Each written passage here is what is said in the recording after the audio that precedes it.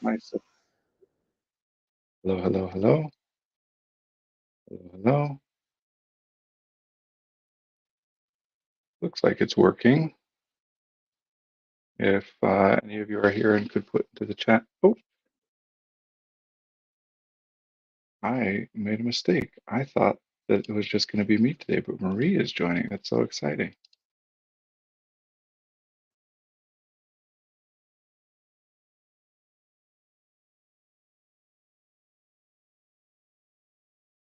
She just messaged me and I just sent her the invite, so she'll be joining us here in a moment, which is very exciting. I thought it was just going to be me. More fun to have Marie. Um, Today is in the United States Memorial Day. I guess I'll probably repeat this all when Marie gets here, which is kind of hello, Marie. Are you ready? The stream is already live. Are you ready for me to add you? All right, I'm so excited that you're here. I thought it was just going to be me today. I'm glad it's not. Glad to be back. Hello. Yeah. Hello.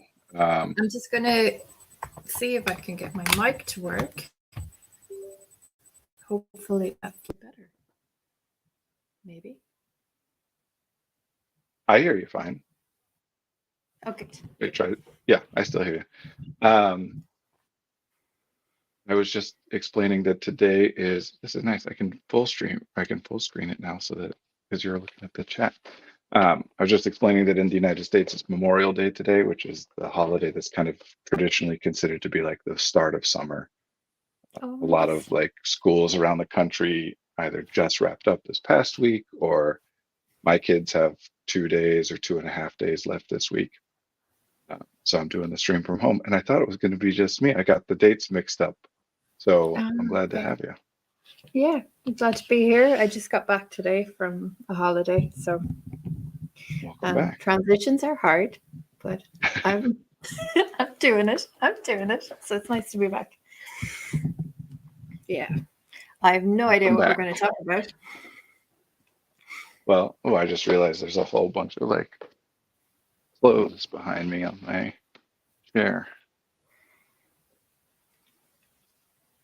I figured, in spirit of the holiday, I'd wear a t-shirt and shorts and do it from home and kind of make it more casual.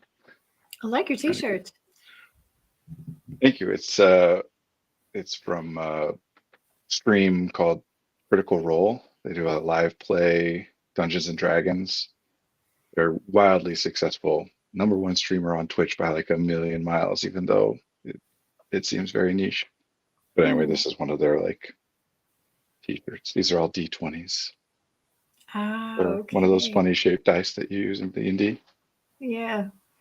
I feel like D&D has kind of regained in popularity in recent years. Oh, nice. We I didn't even realize. Someone bought me this. This is like a novelty cheater die. Every side is 20. I was just I was grabbing a random one as an example. But yeah, D&D has grown in popularity a lot over the last little while, in part because of Critical Role specifically, but also just people like that. They call them live plays, where a group will play a game, in this case Dungeons and Dragons, but there's all different kinds of role-playing games and things. They stream it, and it's like a show. And I don't know if they were the first, but they definitely were the biggest at first. And they have like an Amazon cartoon now that's like based on the campaign that they ran. So.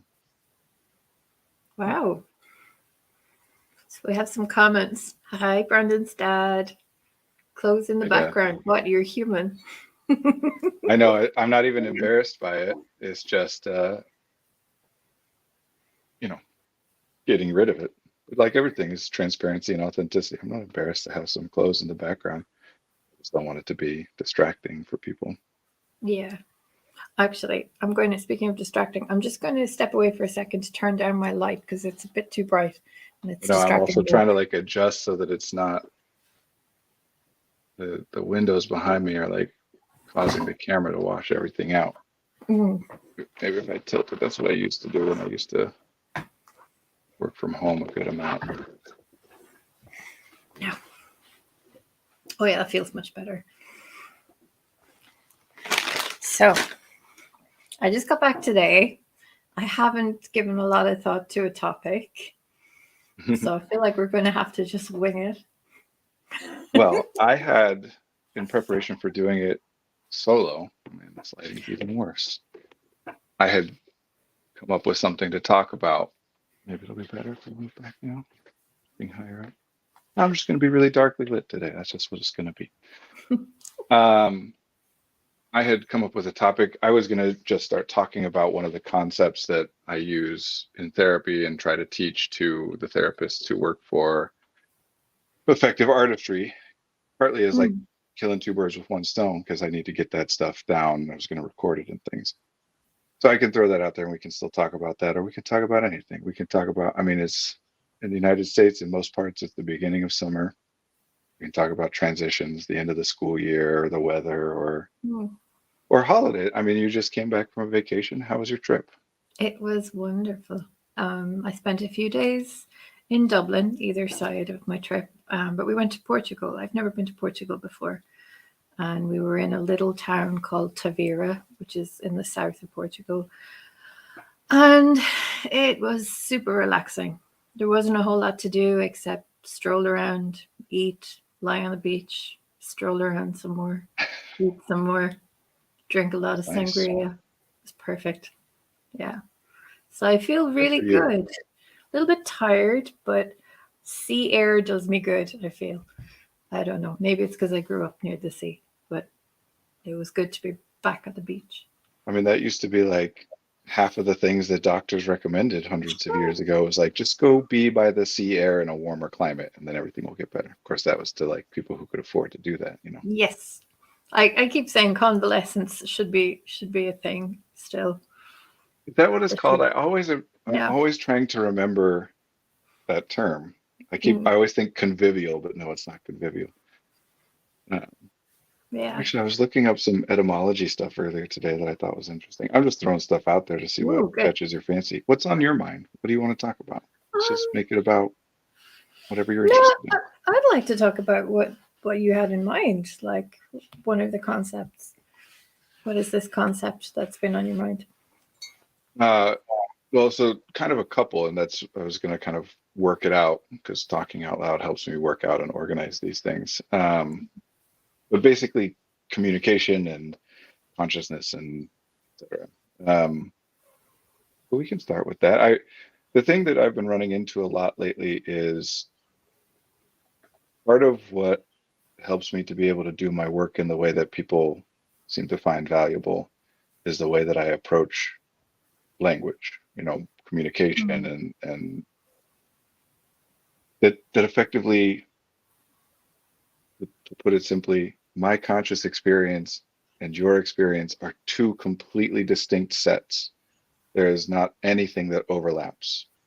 There, in existential philosophy or existential therapy, at least they talk about the four universal fears, and one of them is the fear of isolation. It's talking about this, the idea that what exists within my own internal subjective conscious experience is something that nobody else can experience.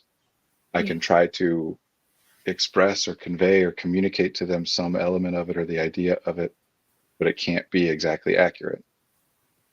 And part of the reason for that is because my conscious experience and yours are completely different. For us to then be able to communicate, I can't use anything in my experience and you can't use anything in yours because we don't share it.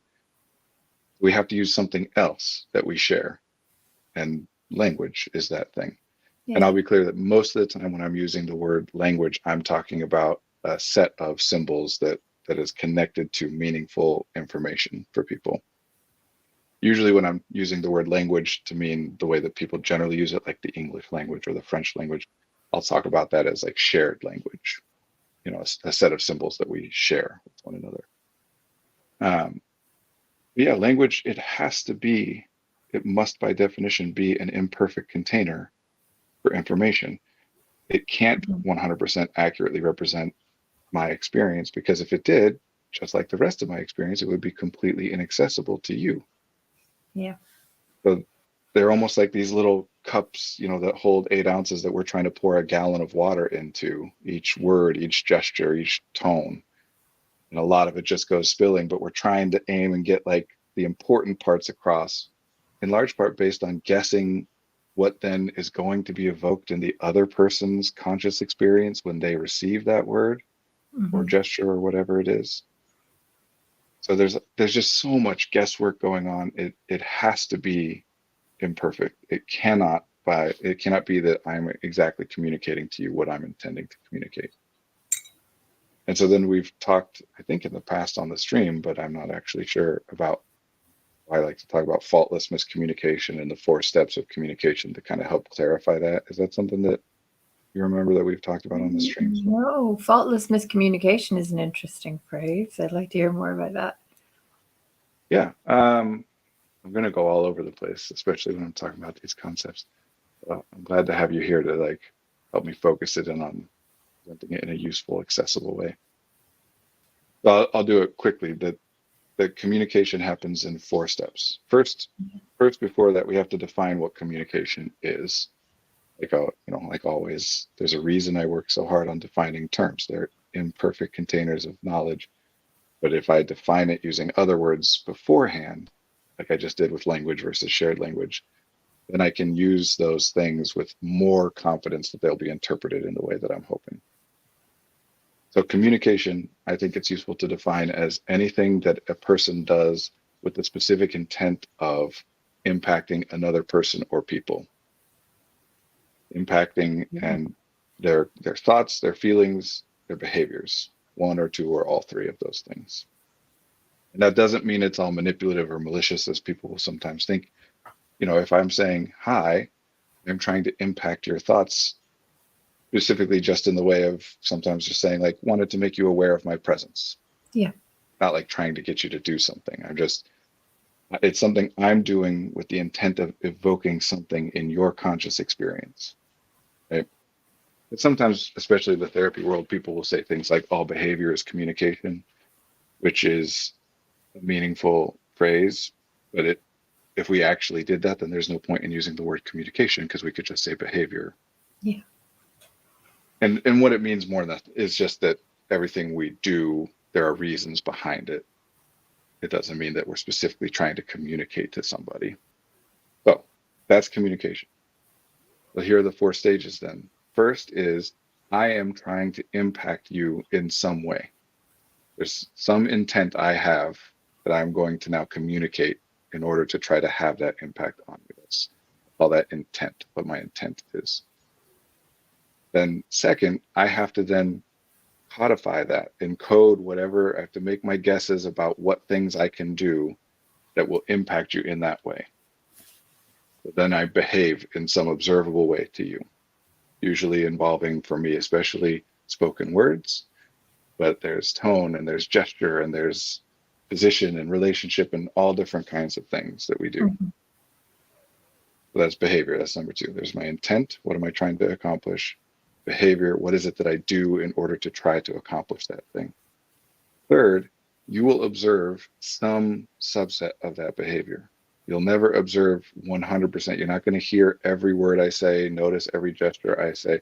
And you'll also probably notice some things that I did not intend to be part of the communication, right? That I might have a tone that was not intentional on my part, was unconsidered on my part, but that you notice and it factors into what comes next. That third piece I call observation. So the first 2 are on the speaker or the communicate, whatever, the person who's putting out the language, intent and then behavior. And then on the receiver, there's the observation. What things do I notice? And then 4th, interpretation. Of all that stuff I notice, then how do I interpret it? So every single piece of communication, no matter how small, has all 4 of those things. We don't always consciously, the vast majority of the time, we don't consciously consider those things. We're just acting so quickly on impulse. One of my things that I make people do sometimes is say anything you want, literally any, couple sentences or tell a story or whatever. It doesn't matter. The only rule is you have to consciously consider each word before you say it. Right. And people only have to do it for about 2 seconds before it's very clear. That's not how you normally speak. Which to me is one of these obvious things that people sometimes still find shocking is you don't actually consciously consider every word that you say. I don't either. That's not possible. It would be way too slow. So And on the we have an receiving intent. end, sorry, I No, please go. interrupted. Mm-mm. On the receiving end, we're not always, we're not aware of, as you say, we don't hear everything, but we're also not aware of what information we're missing and what we're taking in. Yeah, on neither end, right? Because starting with that first thing we were talking about, it is impossible for me to impact you in exactly specifically the way I'm intending to. That cannot happen. No matter how much language we share, there's always going to be connotations that are different for one of us and the other that I don't have access to all of your specific memories and have any ability to predict like which ones have impacted your concept of which things, and it will not ever be exactly the same. Mm-hmm. So the point of interpersonal communication is to get close enough that we're able to move forward with whatever we're trying to communicate about. If you and I are trying to make plans to meet up, then as long as you and I have a concept of those plans that is similar enough that we both end up in the same place at the same time with similar expectations, then we're good. Now, when it doesn't happen that way, that's what we call miscommunication, right? That I might say to you, hey, let's meet at the usual spot, usual time. And if you and I share a language enough that I show up to a certain place at 7 p.m. expecting you to be there, and you show up at that same place at that same time expecting me to be there, great. That was good communication. Even though it was vague and non-specific, it worked for us. If instead I say, let's meet at the usual spot, the usual time, and you and I end up at two different places or at the same place at different times, that's when we say, oh, miscommunicated. Mm-hmm. And we can only find out about a miscommunication after it's caused us a problem. Right. Because we're just doing our guesswork, right? Like it's never exactly the same. So we can't in advance say this, we have the exact same idea. We're just guessing. I think we communicated that clearly enough. I think we're on the same page. It's only when something happens that makes it clear that, oh, we weren't on the same page. Until that point, we have no idea that the communication was unclear enough that it would cause a problem. And so why I call it faultless miscommunication is because at that point, what tends to happen a lot of the time with people is an argument about whose fault it is. That what I said was very clear. How could you possibly misunderstand or misinterpret me or mishear me?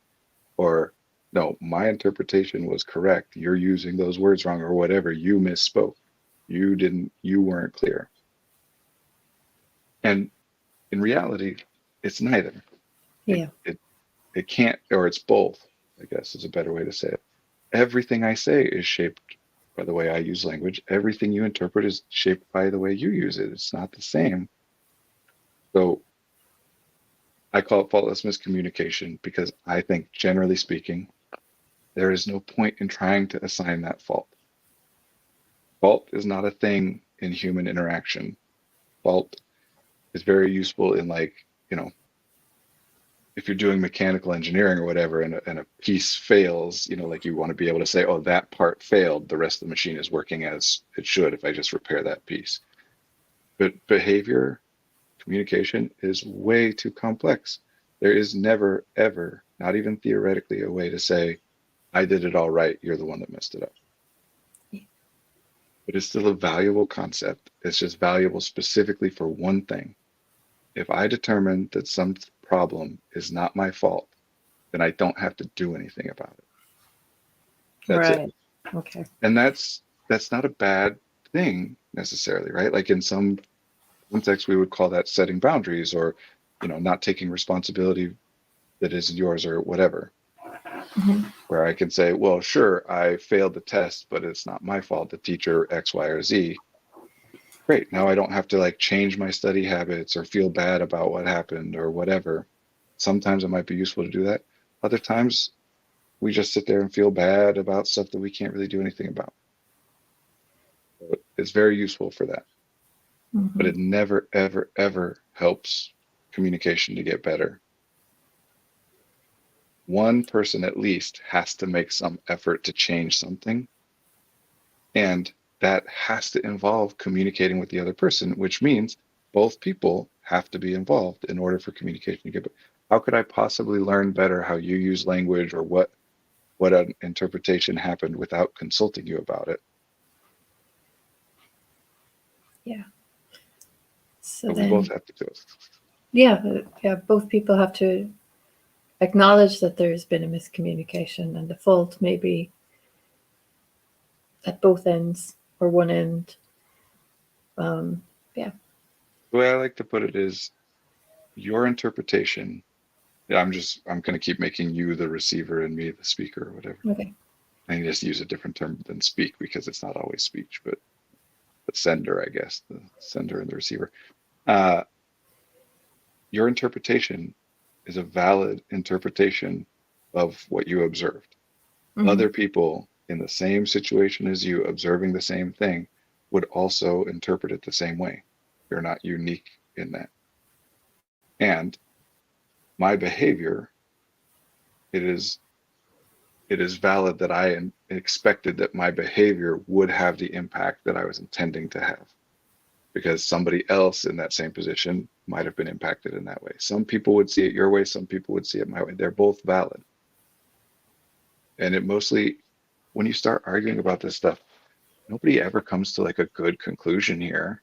Where it's like, oh yeah, that's on me, that's on me. I mean, sometimes you get to like, we in the past have discussed how this word means this thing, or we've discussed in the past that this usual place means whatever, and you forgot. And so then it can be useful to get a reminder and be like, oh, right. I forgot about that. Yeah. It's my bad. But it's still, the other person wants to make an effort to remember that this person obviously, sometimes at least, forgets that. Right? If I call you sweetheart and my intent, because to me that word is a term of endearment, I'm intending to express care and make you feel loved and cared for and whatever. And then you hear that term, and to you it's a patronizing, dismissive, like chauvinistic term, right? So then you feel spoken down to and dismissed. You're not wrong. That's a valid way to respond to that word. You wouldn't have that way of responding and interpreting if it hadn't been useful and accurate in some other contexts in your life. I'm not wrong. That's a valid way to use the word. I wouldn't have it if there wasn't other context in my life in which it's been used that way. So I call you sweetheart, you get mad at me, we get in a fight. Then we figure out, oh, okay. We work through it, realize this is what the word sweetheart means to me, and this is what I was intending to get across. And this is what the word sweetheart means to you, how it impacts you. So now, optimal thing moving forward is I'm going to do my best to remember that for you, sweetheart is received in that way. I can't override everything that's in there, all my experiences that have led me to think of it the way that I think of it. Plus, it's quite likely that other people in my life still respond to it in that way. It's still useful to use that language in that way. Otherwise, I wouldn't have it. But I'm going to try and remember and set you aside as a specific exception to try not to use that term, to remember that it's insulting to you. But sometimes I'm going to forget. Sometimes I'll be tired. Sometimes I'll just have been talking to a bunch of people where we're using it a lot, and I totally just get into that mode. Now, you can try to remember that when I specifically use the term sweetheart, I mean it as a term of endearment. Mm-hmm. And you're not going to override your whole thing because there are reasons you think of it the way you think of it, and it's likely that it's still applicable to your life in other contexts. But you're going to try to remember that's how I mean it. And sometimes you're going to forget. And I'm going to use it, and you're going to respond to it as though it's an insult.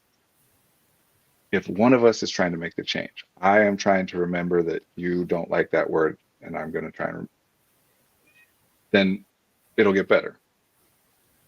But I'm still going to forget sometimes. If you are also trying to make that change, then on the times that I forget, some of those times you will remember and you'll catch me. Yeah. And so it becomes much less frequent that there are times where both of us forget. I forget to not use it. You forget that I mean it in a different way, and it'll still happen. We interact enough over enough time. But if we're both working on it, it happens much, much less. And if we have assigned fault to one or the other of us, we're not both working on that. If anything, actually, it gets worse. If we have decided it was my fault that I should know not to call you sweetheart, which is a valid thing, it's reasonable. Say, hey, you should know well enough by now that you shouldn't use that term or whatever. That's fair. But let's say I say, okay, you're right. That's on me. My bad. Now, in the future, when I forget and use it, because obviously it's part of my speech, otherwise I wouldn't have used it in the first place, it's actually likely that you'll now even get more offended than previously because we talked about this.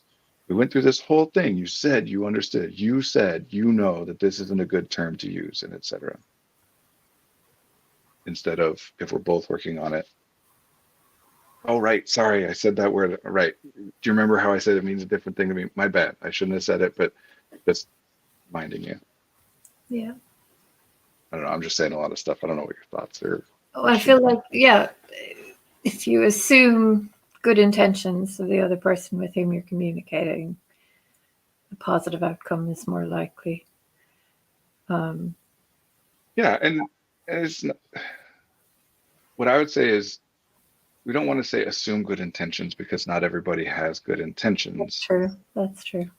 Just want to say keep in mind who you are speaking with, communicating with, and what else you know about them. Yeah. You know, like if you're talking, like if I'm talking with my wife and she says something that when I hear it and interpret it means that she thinks I'm a terrible person, right? Like I'm going to get really hurt and upset. Why would you say something like that? If I'm able to remember, well, hold on now. Pretty sure she doesn't think I'm a terrible person. Because if she did, none of the other things in our experience together would make any sense. So in order for that to be true, that she thinks that, not that she might, you know, there are times where someone might be trying to say it to hurt somebody or whatever, but if she really thinks that of me, then the rest of everything has been, when she's faking, like it's probably more likely that there's a miscommunication here than that all of a sudden she hates me and thinks I'm a terrible person after however many years we've been together. Mm-hmm. And again, we'll forget to do that sometimes. But instead of trying to assume good intention, just remind yourself you have a relationship with the person you're speaking with. You have some experience with them. I mean, that's not always, technically it's always true because if nothing, it's been like 2 seconds that before a miscommunication or whatever. Yeah. But, you know, when it's worth going through this process, it's a relationship that matters. You have experience. Just remind yourself, like, if they just said something that sounded like some real heinous stuff to me, they've never been that to me. Maybe this is one of those times that it was a miscommunication. Don't assume that. Say, Mm-hmm. you know, like I don't want you to then just take people's abuse and be like, oh, they don't mean it or what, because they might. But it can lead to that next step of like, hey, I want to be clear. What you just said to me came across to me this way, or it seemed to me like you were saying this, or it made me feel this way. Is that what you were trying to do? That's, yeah, I like that as well. It's there's no accusation there. There's an opportunity to explain. If you ask the question instead of saying, you did this. Yeah. Did you mean to do this? It opens up the conversation. On either end, like the best communication is bi-directional, or, you know, however many people are involved in the conversation, that each person is putting things out there. Because remember, I have no access to what's happening in your conscious space where you're interpreting this language. Yeah. And you have no access to mine. So you have no way of knowing what I am interpreting unless I tell you. And I have no way of knowing what you're interpreting unless you tell me. And you know, that's still language, and that in and of itself is still imperfect. But, you know, we can work through, usually with enough time and enough language, we can get to some mutual understanding. Just being in your head is, when it comes to like interpersonal communication, so when you're doing it in your head with your mental model of the other person, instead of doing it out loud with the actual other person, then just Every single time. This isn't like a most of the time or general rule of thumb. This is what happens. The longer you spend doing that, the worse it will get. The more of a monster the other person becomes in your head, the less likely and willing you are to say it out loud, or the more reason there needs to be. That's sometimes part of the reason to become more and more of a monster in our head, is to make it bad enough that it's finally like, no, I can say something now. Yeah. But it's just how thought works. Like if I'm considering, well, I want to say this, and they might be fine with it and it might go super well, or they might really be offended and hate me. But if they're fine with it and it goes super well, what do I have left to think about? End of thought, right? Like, cool, nothing else to think about. I'll just do it and see what happens. But if they would to get offended and they would hate me, well, that would be a problem. So now let me think about that more. Is there a way I can change what I'm meaning to say, or something else I can say instead, or not say it? Maybe I can demonstrate it through behavior or something. Or if they do get mad, then what? Then what would I spend more time thinking about that? And if you think of it like a branching tree of like, it might be this, might be that, it might be this, might be that. You take the worst option of each one of those paths because that's safe. Yeah. If you're not taking the worst option, then you don't continue thinking about it. The point at which you say, yep, I think they'll respond nicely to that, or they'll like to hear it. You just say it out loud at that. Thinking about communicating with someone else in your head, doesn't matter what you're trying to communicate, doesn't matter who it is. The longer you do it in your head before you do it out loud, the worse it will get.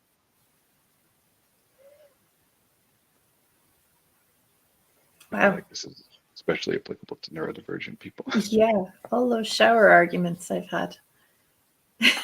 Yeah. We're sitting in bed at night running through things and just somehow come to the conclusion that everyone in my life is a jerk who hates me. Like, nobody cares about me. That always happens to me in bed at night. Really? When it's quiet and there's nothing else to distract you. Right. I don't mean that every time I'm in bed at night it happens, but I mean every time that happens, I'm in bed at night. Yeah. Yeah. Most of the time anyway. Yeah, when it's you in your head. This is part of where neurodivergent people in particular get stuck, is the fear that someone won't allow me to clarify my intent if I impact them differently than I intended to. If I'm trying to say something, like let's make this very specific and real to people's lives. If I am offering to help, this is a very common thing. I want to say, hey, heard about whatever, I'm here to talk if you want to, right? Mm-hmm. Then I think, well, what if they're not bothered by it? What if that's just me assuming that they're bothered by it, but they're not? And then when I say that, they think that means that I think that what happened is something they should be bothered by. And now they're mad at me for judging them for not being bothered by it. Or I want to say, let me know if there's anything I can do. But what if, I've heard people say that that's not like a super easy way to offer help. What if I say, let me know if there's anything I can do, but they think it's just a performative, like I don't really want to help by just saying it, and then they're mad at me. And so then I just don't say anything. And remember, it started with, sure, might they think, oh, that's performative, you don't really want to help? Yeah. Might they also think that you actually do want to help and you're offering to help and you just don't know, like you're open to whatever? Yeah, they might think that too. But when then you don't say anything, are you responding as though they're going to interpret it as an offer for help? No, you're acting as though they will be offended by it. Yeah. You always go to the worst option over time. Mm-hmm. And so safety, when it comes to communication and relationships, is primarily about, will they tell me what they're thinking, and will they let me clarify if the way I impacted them is different than what I meant?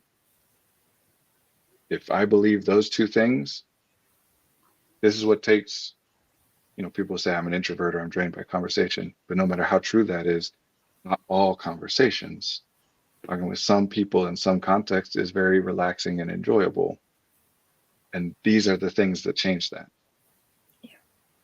If I know that they will tell me if anything I say bothers them in any way, And that if that wasn't my intent, they will allow me to clarify, and they will actually take my clarification and say, oh, okay, good to know that that's what you meant. Just so you know, this is still how it came across. But I understand that that wasn't what you meant. Then I can say anything I want because I trust them. So at the start of the stream, you mentioned that these are concepts you talk about with your therapy colleagues at Effective Artistry or using training. So how does this come up in the session? So it's not always, it's a fact, very rarely is it something that we discuss this as like a piece of content, like where we're talking to someone about how communication works. It's more about the only tool that a therapist has is communication. That's it. Yeah. It's no matter what we're thinking. This is anything, any field or anything you're trying to do. There's two things. There's being able to access information, and then being able to take that information and manipulate it or do something with it in order to be able to give something that's helpful, think something that might be useful, right? Like I could be a brilliant therapist, but if I'm speaking with somebody who speaks French and I only speak English, I can't do anything for that person. Not because I don't know things about being a therapist or how to be helpful theoretically, but because I have no access to the information that I would need in order to be able to do anything helpful. Mm-hmm. And vice versa. If I speak the same language, we both speak English, but I don't know how to be a therapist. I don't know anything about like doing therapy or anything like that. Well, then I have access to all this information, but I don't know what to do with it. I can't. Either case, I can't be helpful. Yeah. And therapy training and the way that we talk about therapy in our culture tends to focus on the analytical piece, not the accessing or utilizing the information, but if you have information, then how do you, this connects to this. And I think this is happening because of this other thing that you mentioned, the knowledge, the content, the theories, the knowing Freud's models and knowing, all that stuff is what people focus on. And partly that's what you can teach in a university setting. Yeah. You can't really teach communication without doing it, practicing it. And you don't do that in lecture classes. It has to be that kind of didactic, academic focused stuff. So when I'm doing supervision, a lot of it is focused on the communication because it's that access to information piece. Because, for example, someone will say something like, I'm really depressed. And a therapist who has had a lot of experience with that term and knows the official diagnostic criteria and the different disorders and how they can be differentiated from one another and the different treatment interventions that research has shown to be helpful, et cetera, is very likely to just move on from there. Okay, they told me they're depressed. I've got that piece of information. What else do I need to know? And what we really want to do is to say, okay, what does that mean? What do you mean you're depressed? And this is the thing I've been not struggling, but this is the thing that's been popping up a lot lately, is that people will often respond to questions like that as though they are accusations. That if you say, I'm depressed, and I say, what do you mean by depressed? That they might feel as though I'm saying, I don't think you're really depressed. Yeah. Prove it. Or that they might think I'm saying, I don't think you know what that means. I think you're using that term wrong. Because we do that in our culture a lot. What's that? That actually ties in with a comment your dad left earlier. I think The Princess Bride is irrefutable proof of the impossibility of faultless communication. I just thought of Inigo Montoya. You keep on using that word. I do not think it means what you think it means. That's a version of like people trying to assign fault. Well, what is the dictionary definition? Like, who cares? In what context in your life do you only use words that you know that the dictionary means it that way, defines it that way? And if you do, your communication is probably very inefficient because dictionary definitions, words existed before dictionaries did. Yeah. Like there's actually a lot of fascinating stuff about Daniel Webster like the Webster Dictionary. He was the reason behind his effort to put together a dictionary. And it has a lot to do with a lot of the same thing we talk about a lot is scale. As a society scales up, communication among that society becomes more and more difficult. Like, look at the difference in regional dialects in the UK versus the United States. We have them, but they are huge regions. Yeah. In the UK, you go 2 towns over, and people sound like they're from a different country to the United States. Like, for us, the difference between that is just massive. Yeah. I mean, you can identify people, you can identify what town they are from by their accent and their word choice. And we have those variations here, but not as much. And a lot of that is because of how that developed. The United States was colonized by English speakers very rapidly in linguistic terms, like over the span of a couple centuries, more or less. Whereas English as a language evolved in, what is now the UK over thousands of years. The Germans came in, the Anglo-Saxons came in, and a lot of Germanic words got in there. The Romans came in, and some Latin stuff got in there. The Scandinavians came in, the Normans, the French. The UK has been taken over by a lot of different people over the past couple thousand years. Yeah. Anyway, Daniel Webster was American, and as that growth was happening in what is now the United States, at the East Coast of the United States, he was starting to anticipate we're going to have a hard time communicating with one another, because as soon as you put people, like before cars and telegrams and all that stuff, you isolate people by 10 miles and they start developing different languages off of the same tree. The dictionary is useful in that way. It does not have anything to do with how people actually communicate with one another. Yeah, that's true.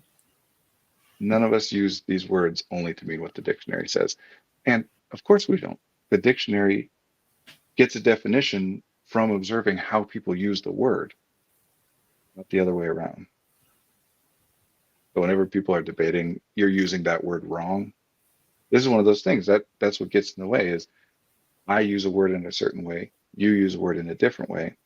And a lot of us in our culture, pretty much all of us in this culture, have been taught that there's a correct way of using a word and an incorrect way.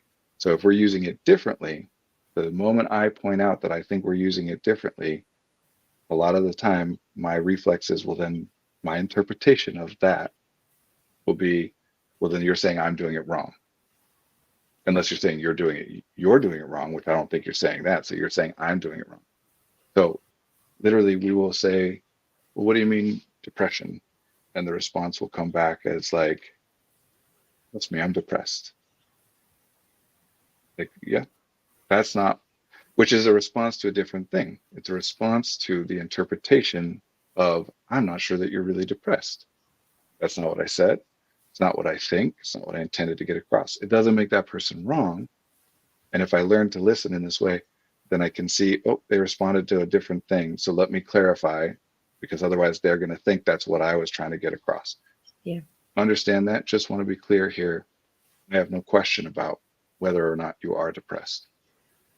I didn't intend to make it seem like I doubted whether or not you were. I want to know what it means for you specifically. Don't you know what depression is? You're a therapist. I do. I know what depression is. I know what that word means. And I know that it's a different thing for every single person.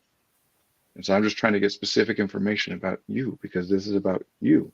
This isn't a factory floor where you can come in, you give me your identity labels, and without knowing anything else about you, say, okay, then do X, Y, and Z, and everything will be good.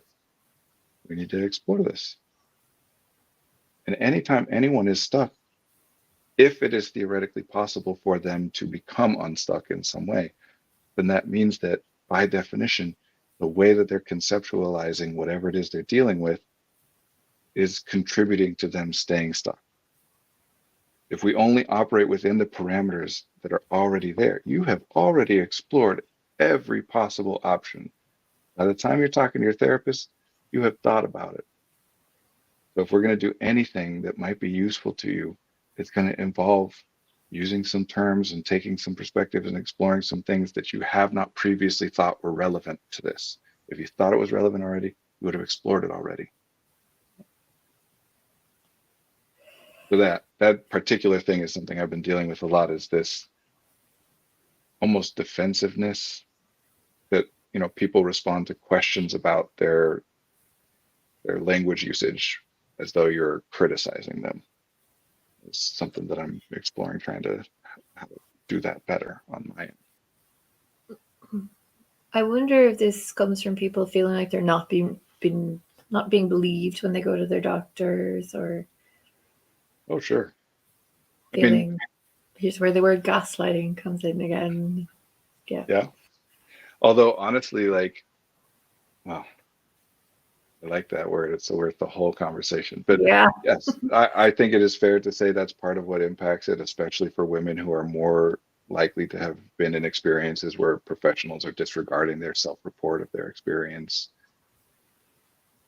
But there are many, many, many reasons that it could be true of an individual, and it's interesting to explore those things. This is where that analysis piece comes in for people, right? Like that we want to say, well, why am I interpreting it this way? And it doesn't so much matter.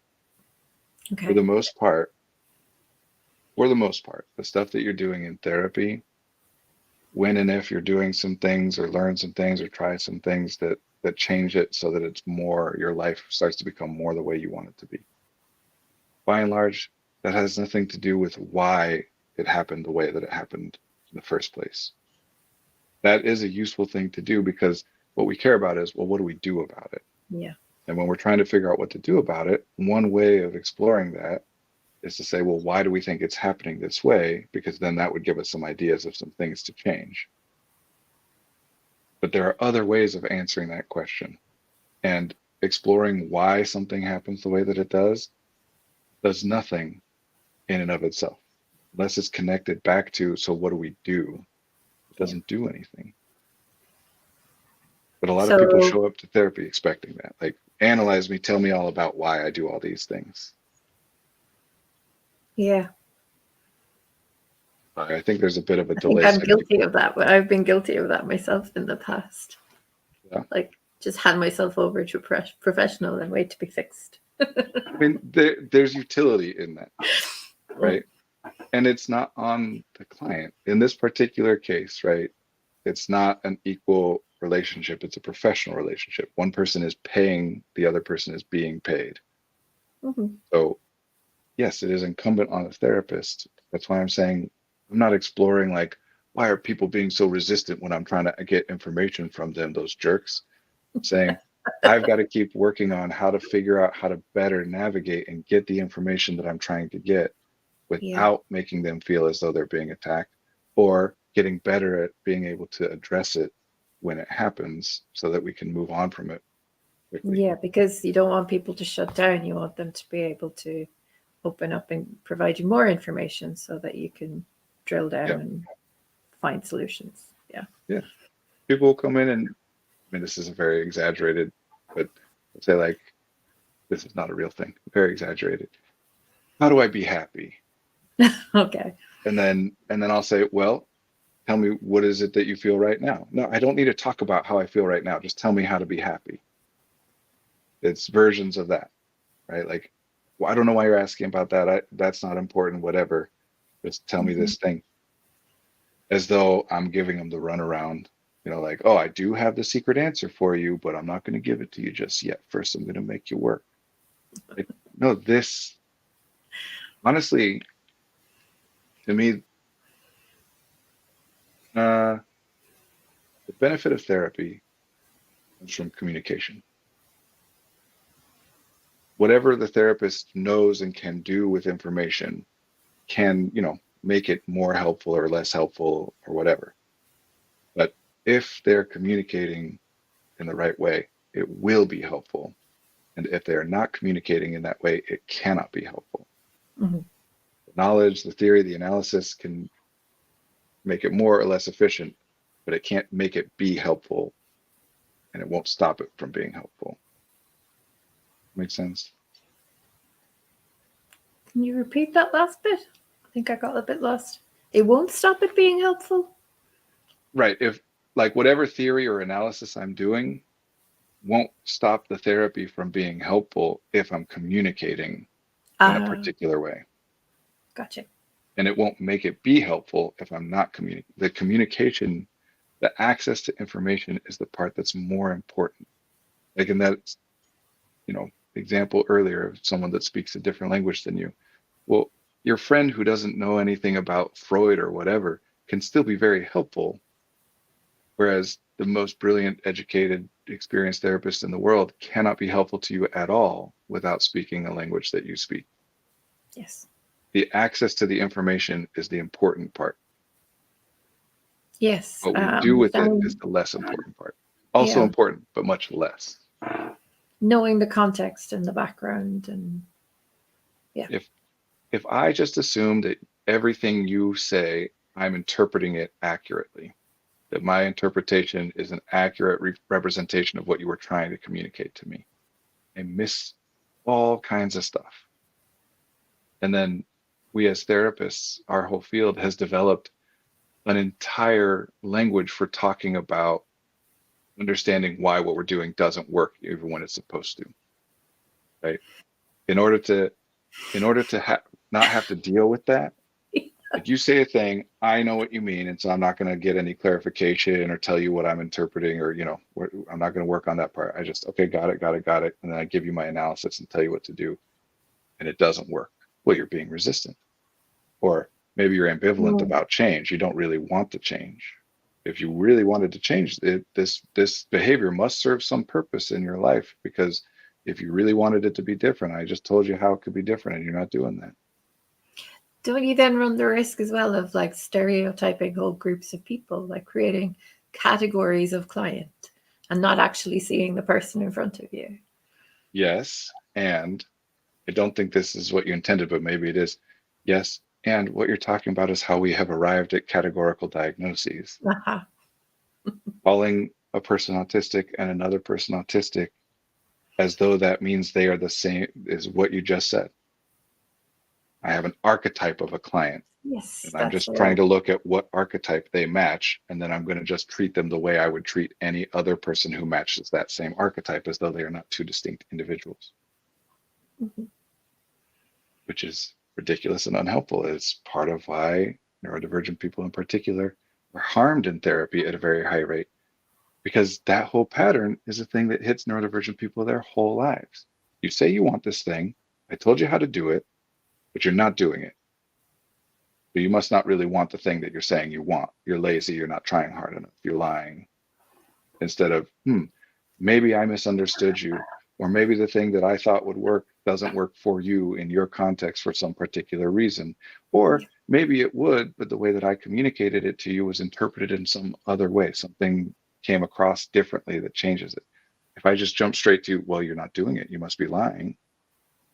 And then you go to therapy, especially therapy for neurodivergent people, because as we've talked about many times, most people who talk about neurodiversity are just doing the medical model, but using that language because they think it's politically correct.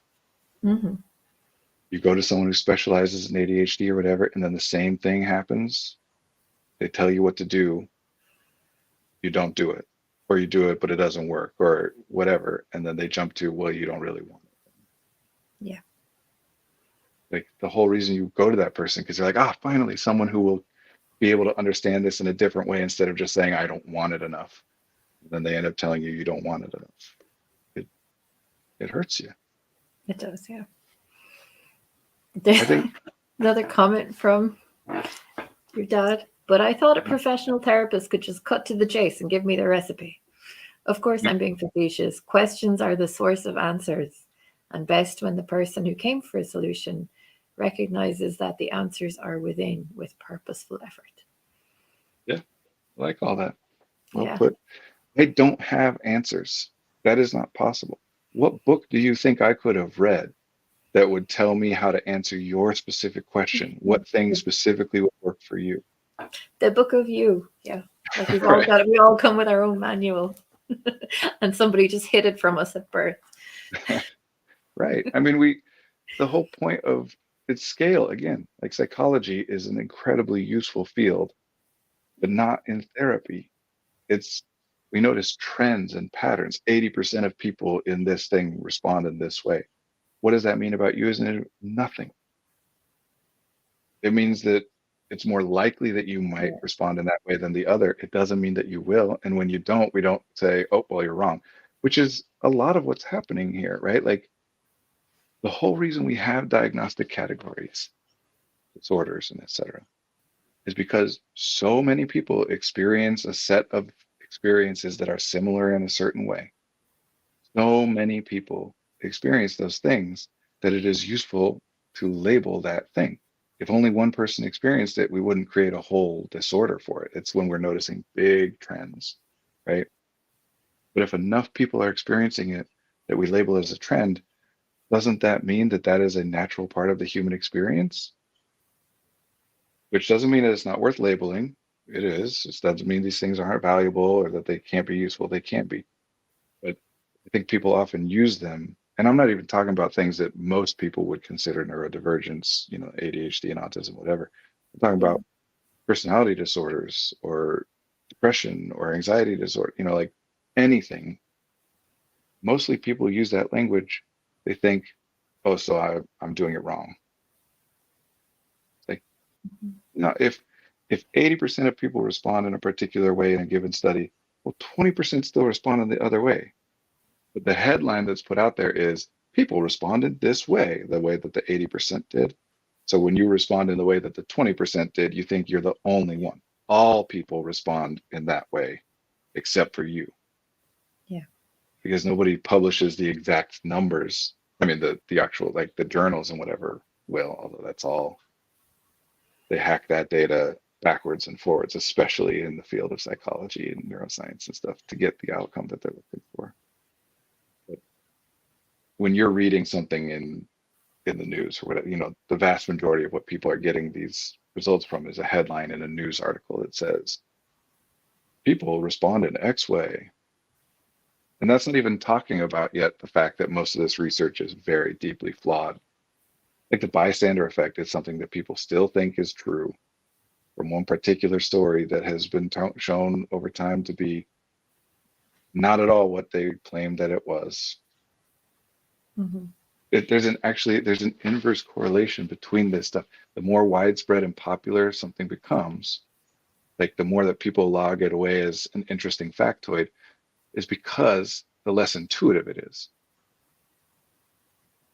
Meaning, if you say, did you know, like, let's pick something that's just really unintuitive and ridiculous, counterintuitive. Let's say we run a study that we can publish the results and say that turns out that people actually hate their own children more than other children, or whatever. Okay. As soon as you put that out there, people are going to be like, oh my gosh, did you know this? And a lot of people are going to dismiss it, but a lot of people are going to see it and say, wow, that's really interesting. And they're going to share it at a party and talk about it with their friends and neighbors because it's really interesting. If I put a study out there that says, turns out parents like their kids more than they like other kids, then everyone says, yeah, duh. And nobody Yeah. talks about that study. But the stuff that is most widespread is the stuff that's the most counterintuitive. And therefore, a lot of that stuff, it's just wrong. When we're talking about psychology, our own like human experiences, a lot of these things that are like, well, that doesn't sound right to me. The average American male thinks about sex every 27 seconds. It doesn't sound right to me. And yet we talk about that stat all the time. Yeah. No, that's not right. That's why everyone thinks about it, because it doesn't sound right. Yeah. You eat 7 spiders a year in your sleep. Is specifically that one was developed by a person who was trying to show in the early days of the internet how the internet could be a tool for spreading misinformation. Really? Oh They wow, were I like that. trying, their point was, look, you can just put lies that are interesting on the internet and it will spread. Mm. And the lie they came up with to spread in that way was that you eat 7 spiders a year in your sleep. They spread it deliberately. And I heard it in my youth. Doesn't Yeah. sound right. No. Nobody hears that and is like, yeah, yeah, it seems right. That's why it sticks in our minds and we share it with each other. Did you know? Things like the bystander effect and the marshmallow test and the Stanford prison experiment Yeah. and the Stanley Milgram obedience experiments, like all of these things are very deeply flawed and limited at best. Sometimes pretty much you can just say that they're fabricated. I mean, hell, look at vaccines cause autism. Yeah. One guy puts out one study that he later now has admitted was completely falsified. But one guy puts out one study, and because it doesn't seem right, because it's like really interesting, it sticks out and people spread it. And now we've got a whole movement. Anyway, the things that are about the human experience that seem not right to you, there's a good chance that they're just not right. Yeah. And this is particularly important for people who identify as neurodivergent people because those are people, we are people who already, as part of our core identity and belief about how the world works and how people work, we've already identified that most people's experience is different from mine in ways I don't know. So if you tell me most people X, yeah, okay, well, doesn't sound right to me, but I'm What do different I than most know? I'm people. different from everybody else. They must be right. I must be wrong. Yeah. One of my favorite terms here that I think is really interesting in this way is demisexual, Hmm. which is, as opposed to asexual, meaning, and all of these terms are debated endlessly as they should be. That's how language works. We use these words. We should be clear. That's the whole point. It's not what does this mean? What is the technically correct definition of it or not? People use it in different ways. The rule in linguistics for what is proper use of language is if native speakers use it, then it is proper. Hmm. The only time that a linguist would ever say that someone is using language incorrectly is when it's someone who is trying to learn the language and is using it differently than native speakers use the language. Otherwise, it's just the evolution of language. These things should be debated, but one more common definition of asexual is a lack of sexual desire, right? A lack of interest in Yeah. sex. Where demisexual is subjectively diminished, like as opposed to most people, I'm less interested in sex. Hmm. And that one to me is so interesting because it's what how Relative what's your to, concept of how much other people care about it? yeah. Because that one in particular, we have way different ideas about culturally, in particular because of how mass media deals with this stuff. Like the average person, depending on which study and which gender and which subcategory, the number of partners the average person has in a lifetime Hmm. is usually somewhere between 4 and 7. But you watch one season of Friends and all of them have 14 different sexual partners in one season. And so everybody's walking around being like, oh my gosh, I don't like, I use Friends as Yeah. an example because it's a particularly egregious one. But there's one particular episode where the character Ross hasn't had sex in 6 months and everyone's talking about it like he's got terminal cancer. Like Yes. Yeah. they're like acting like he's dying. They're like, oh my God, I can't believe, oh my, I'm so sorry. And he is acting like he's dying. And then what else? What other conclusion are you supposed to take away than be, well, I haven't had sex for 6 months and I'm not dying. I guess I don't care about it as much as other people. Hmm. Anyway, I want to be clear about how we get these ideas about what words mean and then how we use them. The point I was trying to get at, and we're over time and whatever, is your thoughts don't don't reflect reality. And that's not a statement on whether they're valid or sane or useful or accurate or any of that. Thoughts and reality are two completely separate things, and never the twain shall meet. Like reality meaning physical, thoughts are composed of no matter, they are not energy. They don't exist in the physical sense. Where are they? Think a thought, where is it? It doesn't mean it can't be accurate or useful, but it's not real. That phrase I've used a lot recently, the map is not the territory. Yeah. You know, map is only useful because it is not the thing that it's representing. It's a symbolic representation of that thing, which is useful to have as you navigate the real thing. That's what your thoughts are. And language is the particular thing that gets those things in and out. Think a thought, but don't use language. And if you're saying, well, I'm thinking images, that's still language. Remember, my definition at the beginning is symbolic representation. It is still a symbolic representation of the thing. Picture Yeah. an image of grass. That's not grass. It's a symbolic representation of grass. All thought is done in that way. It's why we say it's abstract. Mm-hmm. People get too caught up on this idea that thoughts are correct or incorrect. They're neither. They're useful or not useful, correct or incorrect.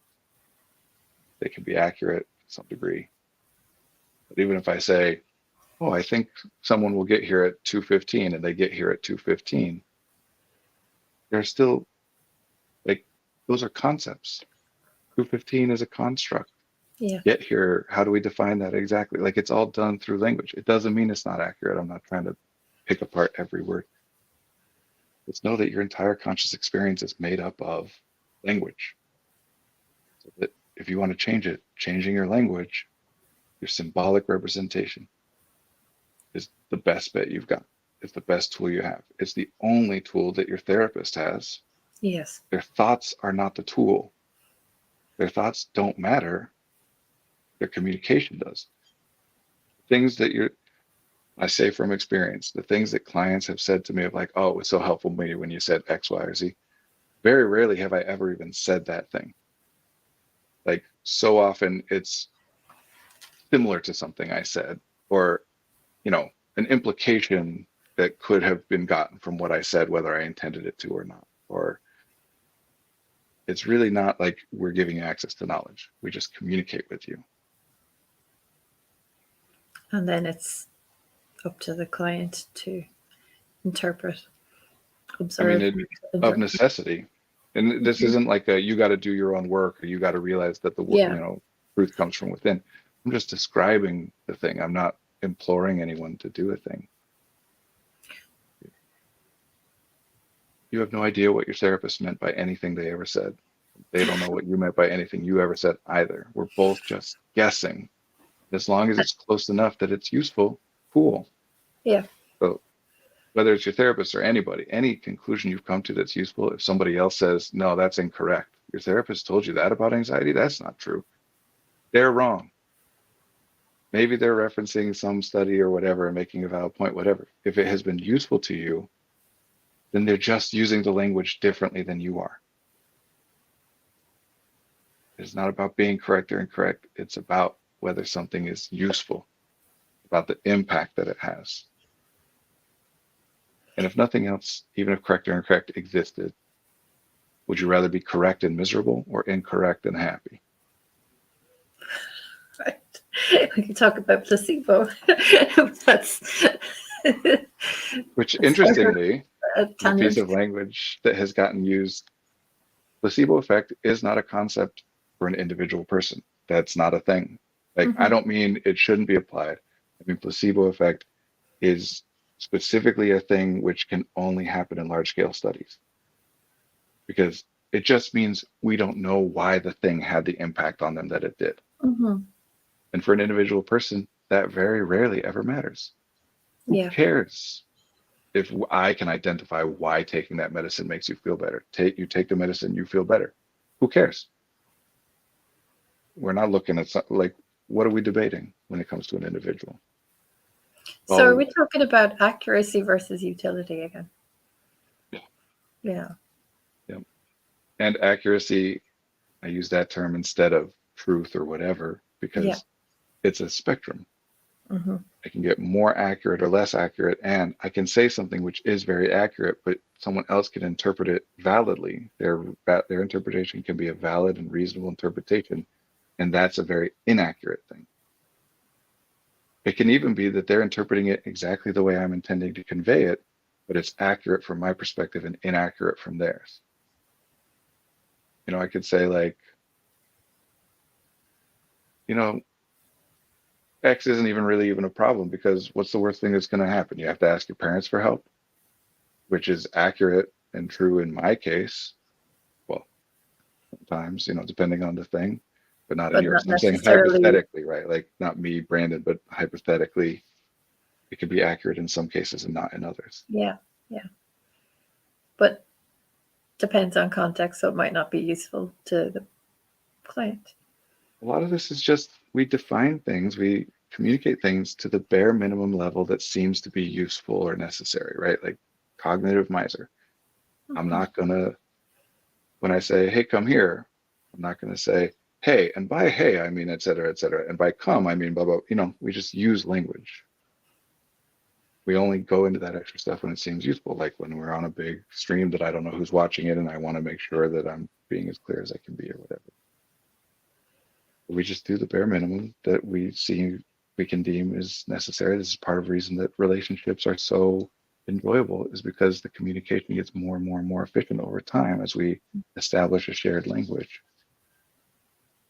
But yeah, a lot of the problems in our culture are that we leave off certain clauses that we don't deem necessary to say.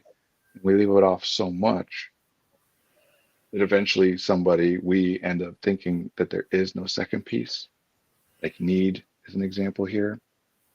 Need linguistically is, or failure is another example of this. Those are things that have second clauses. They must. Right? Need, what the concept of necessity is in order to Y, X is necessary, right? Mhm. If I say I need X, it just means without X, I cannot Y. And with X, I might be able to Y. Then we just use the phrase, we just say, need this, need that. I need to do this. I need to get this done today without saying that in order to part. So everybody at this point thinks that need is a binary thing that you can either say it is a need or it is not a need. Anything that's necessary is necessary, meaning with it, you can accomplish whatever it's necessary for. Without it, you cannot. And if you leave it off enough, people at this point now think it's binary and that it's about survival. No, you don't need a friend. You need water and shelter, Yeah. which also is a fun little thing. And then we got to get going. But a fun little thing. Fight or flight is another thing that's like misnamed or well, interestingly named, worth talking about at some other point. But fight or flight is the state that your body enters when it is survival on the line. Yeah.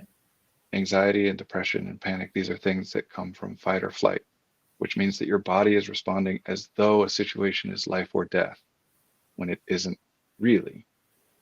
Right? No one would say you're anxious if you're being chased by a bear and you're running from the bear or whatever.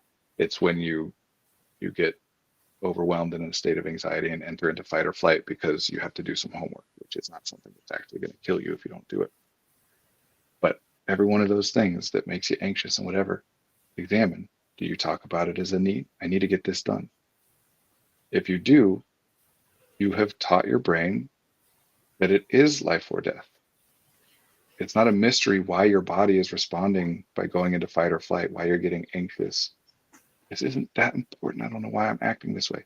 Because you are saying need, which means if I don't, I will die. So your Yeah. body's responding as though that's the case. And you're saying need because other people said it to you. You're not doing this out of nowhere. But if you change that language, and I'm not saying don't say need, I'm saying the in order to. I need to do this or else blank. I need to do this in order for blank to happen. I need to do this because blank. Say the second clause. Your anxiety will start coming down. And I don't mean in coping terms. I mean you'll have it less frequently because your body won't be responding to so many things as though they are life or death. Yeah. Or even change the word need to want. Yeah, that can be Or I useful. get to do this. Can be useful too. Not always applicable. Yeah. Or it brings up other questions about, do I really want to do my homework? Well, yes, because I want the grade, but do I blah blah. That's what I'm saying. Yes, you can change the phrasing or just add that extra clause. Honestly, a lot of this, same with the accomplishment equation, it's just that there's two parts to a thing and people focus on one and ignore the other. Yes, things have value. They also have a cost. Don't ignore that. Yes, things are beneficial to do. for specific reasons. Don't ignore that part. Yes, things are important as determined by or because of. You know, we've gotten so efficient because we're bombarded with information from a massive scale at like we are so efficient at processing that information. Where we started was in order to encapsulate more information into a briefer period of time, I have to use symbolic representation. I use one word that encapsulates a lot of stuff instead of a little thing. If I say airplane, you and I, Marie, are going to have a very similar idea of what I am talking about. Yeah. If I say courage, I have no idea what you're going to think when I say that. And mostly these days, we talk in those second things, constructs, concepts that we haven't clearly defined and aren't observable. They're debatable. It's super useful because we can capture a lot of information in a specific word. And it's super problematic because a specific word can be expanded out into a lot of different ways. So the miscommunication skyrockets, including with ourselves, including things like we've talked about when people say just do your best. And I take that to mean, oh no, no matter how well I do, I'm failing. When really what they mean is relax, it's not a big deal. Yeah. So this is why it's important as a therapist or as a coach to ask questions, get clarity. What do you mean by X, Y, and why? Just as a person. Yeah, just yeah. I was gonna say, why it's helpful as a client not to assume the other night you ask that question. I said to my wife, "You don't really have any hobbies." Out of nowhere, but I said that to her, and she got very hurt by that. Oh. And it took a while for us to like talk it through and figure out what was the difference here. That to me, hobby is something that you spend money on, like like collecting stamps is a hobby, or scrapbooking is a hobby, or whatever. Whereas something like a sport or whatever, that's an activity. Okay. Which is a reasonable. That's a lot of people think of those terms in that way. Yeah. For her, hobby just means interest. He thought I was saying you don't have any interests, right? And so we clarify that part. But even that, then we want to clarify more. Why does it bother you? Even if I did say you didn't have any interests, why does that hurt you? And come to the conclusion that what she's saying is that the person who doesn't have any interests is not interesting. Okay. So when I say you don't have hobbies, it sounds to her validly as though I'm saying you are not an interesting person. As soon as I understand that, now I understand why it hurt her, and I won't do that again. Or if I slip and accidentally do, I'm much more likely to remember, oh, sorry, let me correct. Forgot that got right. Yeah. If you can talk about the language and what you mean. Otherwise, if we can't do that, then she's saying I'm a jerk and saying I didn't do anything wrong, and we're arguing about who's being unreasonable. Talking about the specific language that you're using. There is no other way to resolve miscommunication than to communicate about the communication. Yeah. It's a little bit meta, but yeah. Yeah. All right. Good to be with you. This is fun. Could always keep talking, but I got to move on to some other things. All right. Let's talk more next week. Get better. It's good to be with you, Marie. And you have a great week. All right. Talk to you soon.